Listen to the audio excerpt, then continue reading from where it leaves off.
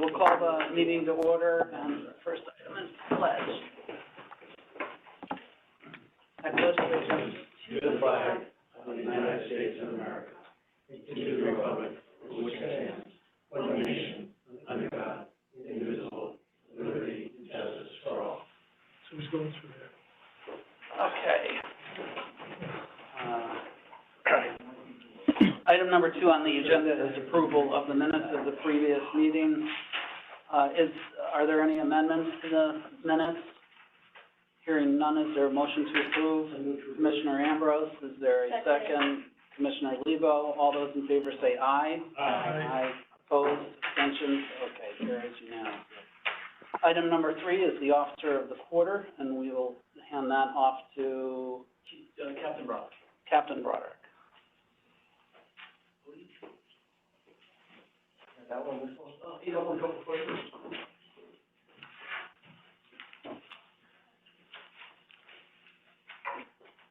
Yeah, March 8th, 2021, Lieutenant Sergeant of the Patrol Division met and carefully deliberated and unanimously selected Officer John McGrath as Officer of the Quarter for the period of April 15th through July 14th, 2021. A little information about John, and this was written by his direct supervisors.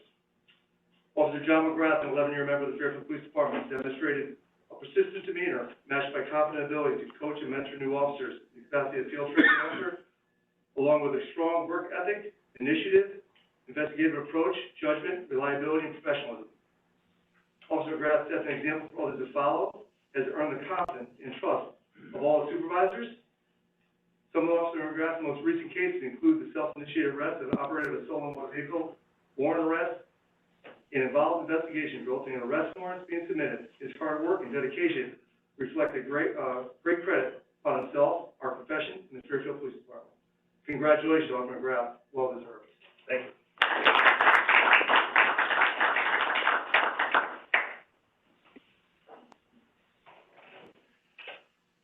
I just sent the certificate, and there's going to be a plaque to follow up. You're going to get a day off for all your husbands. And, your name is on the plaque. Thank you very much. President, appreciate it.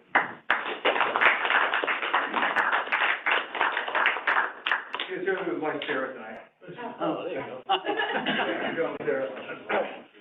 11 years, it seems like yesterday. John, John, guys, thank you. Congratulations and thank you. Thank you very much. Thank you. Thank you. Thank you. Thank you. Congratulations. Thanks. Congratulations. Thank you very much. He does good. Congratulations. Thank you very much.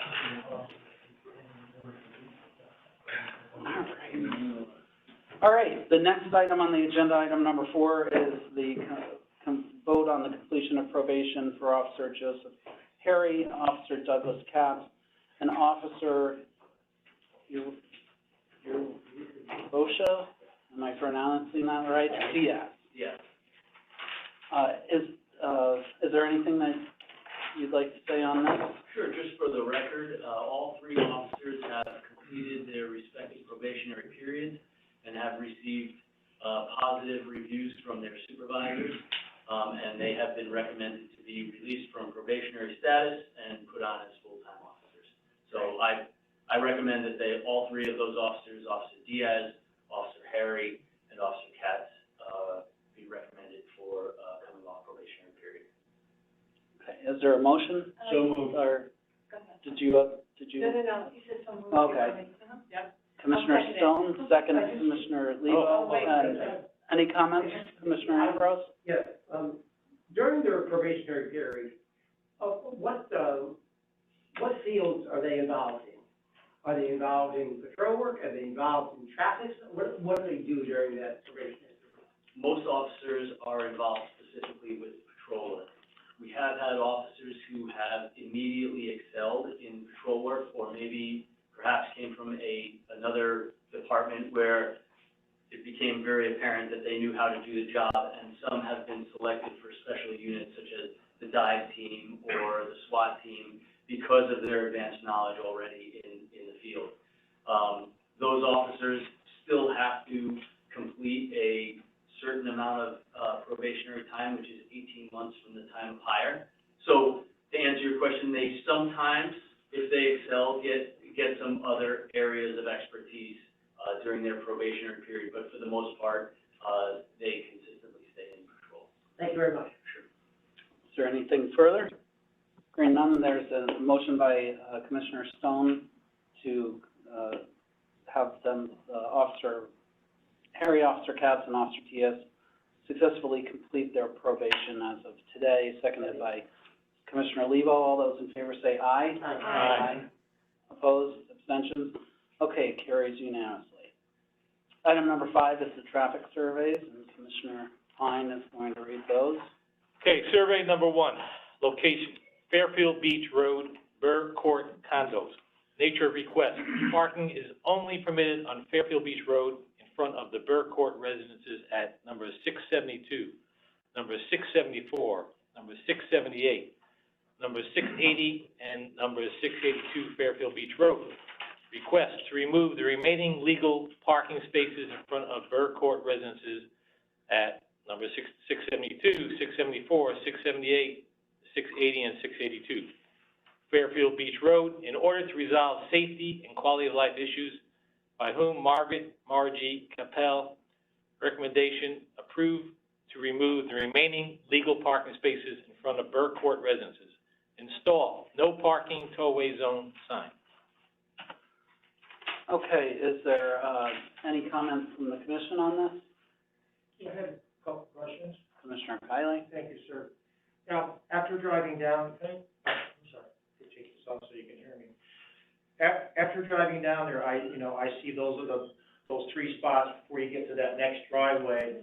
And then, after we take this action, assuming we do, then if you continue forward toward Reef Road, the only remaining spots on the road are, there's like 5 of them, right? And they go from that next driveway up to Reef Road.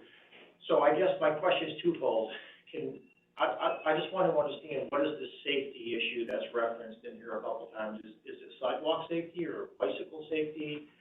So I'm just trying to understand the nature of the safety component of the request. And secondly, do we have plans to move ahead and take the other 5 or 6 that are between the next driveway and the next street for the same reasons? Go ahead. Hi, my name's Margie Capel. I'm the person that's been heading this up. Ma'am? It's a question to determine. The question is to the chairman, and the commission will speak Oh, I'm first. sorry. We'll ask comment in a moment. Thank you. Sorry. Commissioner Stone, Okay. do you have a comment on that? Yes, the safety issue is line of sight as you come out of the driveway. Okay, coming out of the condos? Yes. Okay. Well, to the left, to the right, it's a little better. It's not that big an issue, but to the left, it's tough. There was a Jeep parked in the second or third spot back, and as we were leaving, and I'm in the front seat of the cruiser, I'm saying, I can't see the car coming down the street. Yeah. So that's why I do that. The other thing is, it makes Fairfield Beach Road uniform with no parking in front of any residence on the street.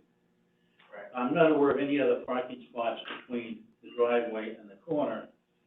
There's the business that's there, and the Right. business wrote a letter of support for this. That I saw. Yeah. So I understand that better now, that when you come out of the condos and you're trying to go, especially left, it's hard to see. So is that consistent with the findings of the police department? Okay, so that makes sense. And the next spaces up are adjacent to the apartments and the businesses, so I don't know if there's anything that we're looking forward to doing with those spaces or not, because some of them are in the same area, right? Officer Paris, you wanna, or Sergeant Paris?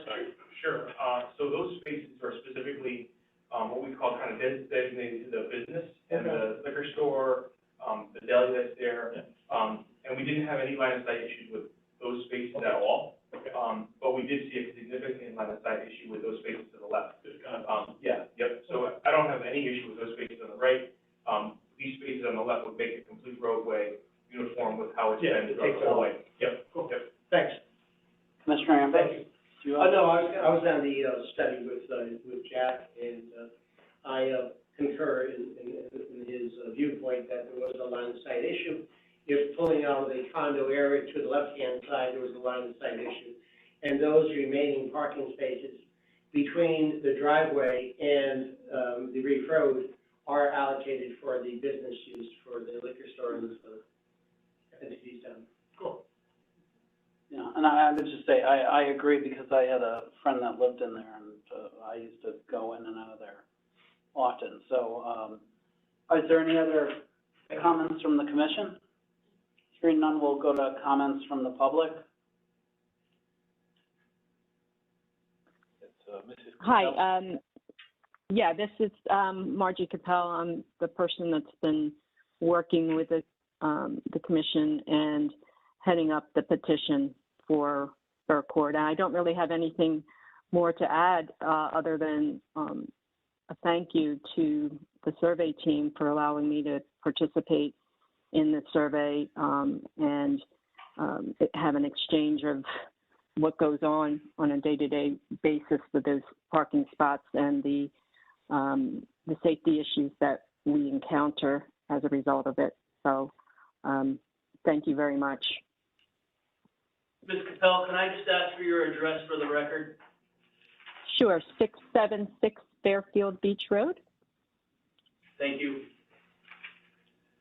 Okay, so is there a motion to remove the legal parking spaces and make them no parking tow-away zones in the area of number 672, 674, 678, 680, and 682 Fairfield Beach Road?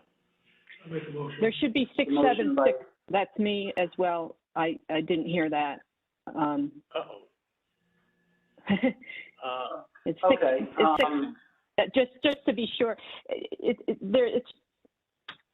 the spots in front of our buildings there. I don't think it's too much confusion, Well, but maybe we should make- 676. why don't we say that the spaces between 672 and 682 on the even side of the road, would that cover that? Yeah. Yes. Okay. Mm-hmm. So the motion would be to remove the legal parking spaces in between number 672 and 682 Fairfield Beach Road on the even side of the roadway, and replace them with no parking tow-away zone signs. And Commissioner Caparelli is making that motion. Second by Commissioner Stone. Any further discussion? Hearing none, all those in favor say aye. Aye. Opposed, abstentions? Okay, carries unanimously. Survey number 2. Survey number 2, location, Cross Highway and Reading Road. Nature request, police suggestion that a stop ahead sign be placed on Cross Highway westbound at Reading Road at a distance suggested by town engineer Bill Hurley in accordance with the MUTCD. By whom? Sergeant Michael Paris. Recommendation, approve stop sign, relocate stop sign 12 feet east of original location. Install stop ahead sign 400 feet east from stop sign. Okay, is there any discussion from the commission? Hearing none, is there any public discussion? Maybe we can have Sergeant Paris, since he's recommended it. Hearing no public discussion, will Sergeant Paris, you have anything further? Just for a matter of record, we, researched the number of accidents that occurred in this area. Since 2001, there have been 12. Half of them have been the exact same scenario where cars have gone from, Cross Highway directly across the roadway on Reading Road and into the woods. So we're hoping that this sign would maybe eliminate those, possibility of the stop sign coming up too quickly and, eliminate those accidents from occurring. Is there any further comment? I would just add to that, I suggest that we put one of the larger stop signs at that intersection as well. Because it's a tough road, and the road kind of comes around to the right at the stop sign, so I think the larger the sign, the better. Yeah, I would agree with that, yes. All right. So you'll pick the stop sign? Okay. I will. All right. Easier to see. Yeah, I was gonna say, in comparison to the stop sign at Mill Plain Road, Duck Farm, Okay. Yeah. the next size up. Yeah. All right, is there any further comment from the commission? Is there any public comments? Hearing none, is there a motion to approve? I'll make a motion. I'll second it. All right, we'll go with the motion by Commissioner Levo, seconded by Commissioner Pine. All those in favor say aye. Aye. Opposed, abstentions? Okay, carries unanimously. Okay, we have the next one here. Survey 3. Yep. Survey 3, location, Commerce Drive and Coolidge Avenue. Nature request. Request install no parking from 6 p.m. to 6 a.m. signs on the south side of Commerce Drive from the Mercedes of Fairfield west of the Bridgeport town line. Commercial vehicle transport trucks are parking there 24/7. This would allow the employees of the dealership to park during work hours. By whom? Sergeant Michael Paris. Recommendations: approve, install no parking from 6 p.m. to 6 a.m. signs on the eastbound of Commerce Drive from Mercedes of Fairfield east to the driveway of Infinity. Install no parking anytime signs on Coolidge Avenue from the I-95 exit ramp to Rutland Avenue, both sides. Okay, and why don't we go to Sergeant Paris first this time? Does you have anything further? This came again from the patrol division, and traffic division together, noticing, an influx of commercial vehicles coming off the highway, parking along Commerce Drive, especially overnight. What's happening is the commercial vehicles are so wide that although there is potentially room for a car to park there, the commercial vehicles are parking there and obstructing a little bit of the roadway, and they're lining the roadway from the Fairfield side all the way down into Bridgeport. It's causing a sightline issue, it's causing traffic to have to go into the opposite lane, into the oncoming turning lane, really causing an issue there. We've also been getting complaints from residents on Coolidge regarding commercial vehicles turning and parking there to try to bypass that. If we did not mark Coolidge Street as no parking, this may push these commercial vehicles on Commerce Drive to Coolidge where they already are parking. And I'm getting numerous complaints from the residents saying that commercial vehicles are parking there, they're leaking oil, they're actually blocking the sidewalk because there is a sidewalk on one side, causing a bit of a concern for the neighborhood. Okay, Commissioner Pine. So, what is the signage in the Bridgeport sign? Is there no parking? There is parking there. There's no signs there on the Bridgeport side. Okay, would you want to coordinate with Bridgeport, or you don't want to bother? I mean, I can. There's no room for anybody else to park there. That's why they're coming into Fairfield. I guess. So it's really packed. Okay, so Bridgeport has parking, and the Fairfield has no parking. Correct. I just thought it might be a good idea just to touch base with them, tell them what you're gonna do, so. Mm-hmm. They might decide, their commission might decide to put no parking too. Okay. Commissioner Ambrose. The width of the road there too, especially with large trucks parking on the right-hand side is dangerous. I was with, Jack and Sergeant Paris when we made that trip. And it's obvious that, that there's a real problem at night with the trucks lined up, all the way to the bridge almost, parking there. The only concern is that, are we gonna limit the, no parking to commercial vehicles only, or we're gonna limit it to all vehicles? I would suggest all vehicles, only to keep in accordance with the signs that we have in the town. Except during the daytime? Daytime, I think it would be fine to be permitted, and For non-commercial vehicles? correct, non-commercial vehicles. We can tackle the commercial vehicles parking opposite side or into the roadway if that happens, but we haven't seen it happen yet. It's always been an overnight issue. Are there any further I questions? just add one comment too, and that is that on Coolidge Avenue, we did witness a car parked on the sidewalk. And so we know that's happening, and Sergeant Paris did his duty and placed a ticket on the windshield, so. Duly noted. Not a surprise. Not a surprise. All right, any further comments from the commission? Hearing none, is there any public comment? Hearing no public comment, is there a motion to accept the recommendation? Commissioner Ambrose? I move to accept the recommendation as set forth, in the minutes, and that would be to install no parking from 6 p.m. to 6 a.m.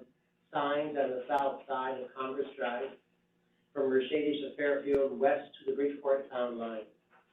Commercial vehicles, transport trucks have been parked in this one. We would allow employees of the dealership to park during work hours in that area. Okay, and just to clarify, the recommendation is to approve the installation of no parking from 6 p.m. to 6 a.m. signs on the eastbound on Commerce Drive from Mercedes Fairfield to east to the driveway of Infinity. That's right. So, yeah, because there was north and south and then east here. So that's what the recommendation is. So, And then there's no parking anytime signs on Coolidge, right? yeah, install no parking anytime signs on Coolidge from the I-95 exit ramp to Rutland Avenue, both sides. So that's the motion by Commissioner Ambrose. Is there a second? I'll second. Second, Commissioner Lebo. All those in favor say aye. Aye. Opposed, abstentions? Okay, carries unanimously. Item number 6 is old business, unless there is a motion to include something on old business. Hearing none, we will move on to item 7, which is new business. Is there any motion to add anything to new business? The, donation. Oh, okay. All right, so I'll make a motion that we add to new business, the donations that, do you have them? I don't have one. That we, add donations to the agenda under new business. Is there a second to add that? Second. Second, Commissioner Stone. All those in favor of adding that, say aye. Aye. Opposed, abstentions? And I just ask the secretary to read those donations. Okay, listed below are donations received by the Fairfield Animal Control to be presented next Police Commission meeting, which is today. 3 $25 gift cards from Stop and Shop from Philip Spalla, 1157 Mill Plain Road, Fairfield, as a donation to be used for the animals here at the shelter. $25 gift card, Stop and Shop from Philip Spalla and Ed Davies, 12 Whaley Avenue, Milford, Connecticut, as a donation to be used for animals here at the shelter. $1,410 check from Dabney and Michael Bowen, 317 Verna Hill Road, Fairfield, as a very generous donation to our shelter for the care and well-being of our animals. $50 cash from Cindy Vaporis, 201 Mona Terrace, as a donation also for the care and well-being of the animals.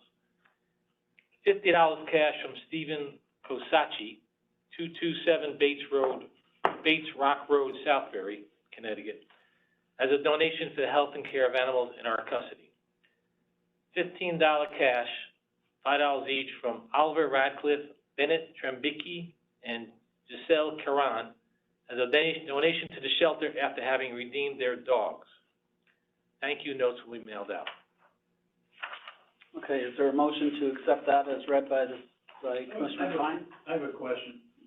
Just a curiosity, Chief.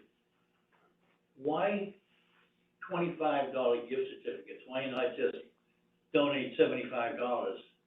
Everybody has their own thing that they do. I know that, one of those representatives in that, document, they win, he's a member of a gun club, and when he wins, he donates the proceeds to the animal control office.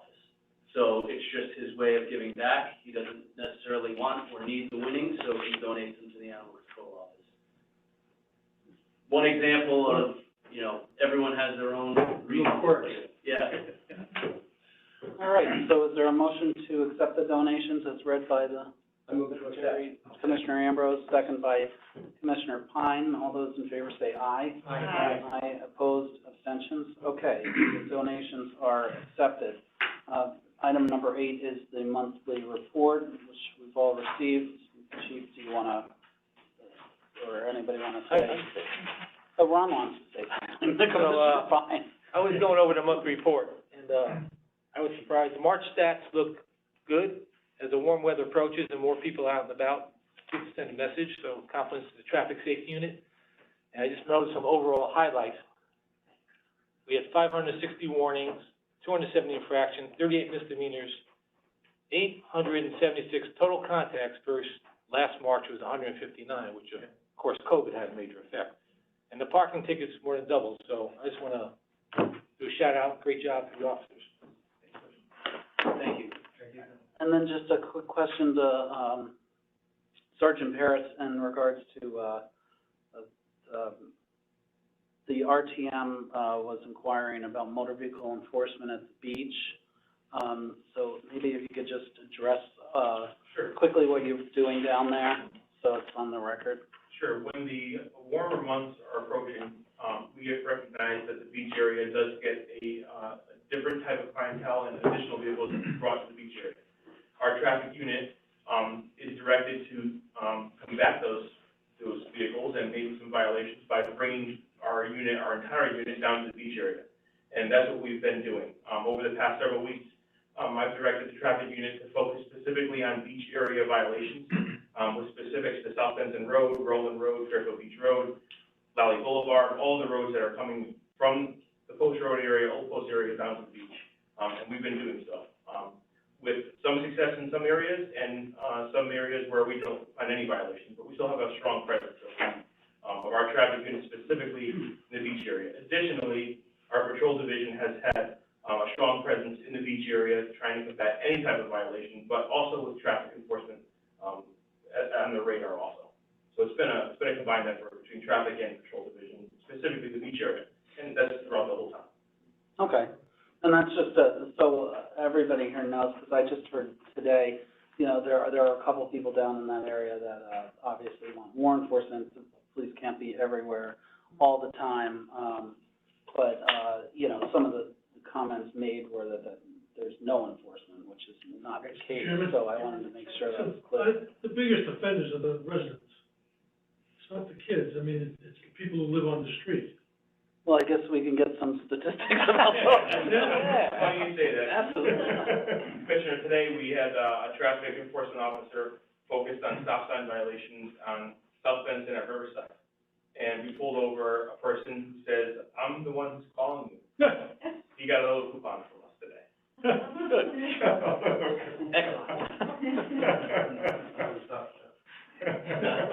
All right, are there any other questions on the monthly report? Commissioner Stone? Chief, I was just looking at total calls for service. And January was 3,800, February was 4,000, March was 4,800. And compared to March of last year, which was 3,200, just any explanation as to why there's a sudden rise? It's likely COVID. You know, last year was COVID, so the results of our statistics, everyone was kind of in lockdown. This year, you know, things are starting to lift, people are starting to get out, there's a little bit more of a sense of normalcy, and I think that's why our call volume has increased. You could also add that our traffic stops are part of our call volume. So every time a traffic stop is generated to the tune of 800, it is a statistic. It is a Well, that's call. the increase from February to March, All right, is there any further comment on the monthly report? Okay, hearing none, we'll move on to the item number 9. Is our next meeting is scheduled for May 12th at 4:30 here. I guess we'll have a decision prior to that, whether it will be open to the public or not. Yeah, I think that was gonna be my next suggestion. If, many of the commissioners have been vaccinated, we can have an open, commission meeting. We'll go back to normal, and depending on, any of the, traffic surveys, if there's a big traffic survey, we'll, reevaluate. But, I think as long as it's okay with you, we can do a regular commission meeting in person and open to the public. That's fine by me. Fine by me. Has everyone been vaccinated? Yeah, I've been vaccinated. I have. I have.